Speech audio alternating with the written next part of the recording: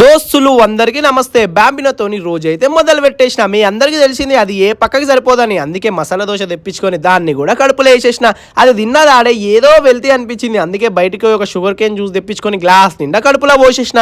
అటు ఇటు చూసేసరికి మధ్యాహ్నం అయింది. మధ్యాహ్నం వైట్ రైస్లో ములక్కాయ పప్పు చేసిర్రు ఇంట్లో. అబ్బా టేస్ట్ అయితే అదిరిపోయింది. కడుపు నిండా తిన్నా.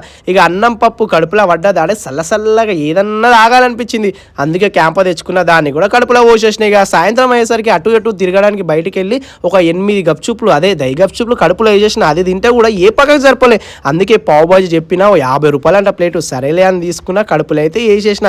అది తిన్నదాడే హాట్గా అనిపించింది, స్వీట్గా ఏదైనా తాగలేదు కదా, అందుకే ఒక లస్సీ తీసుకున్న. ఆ లస్సీ కూడా కడుపులో పోసేసిన.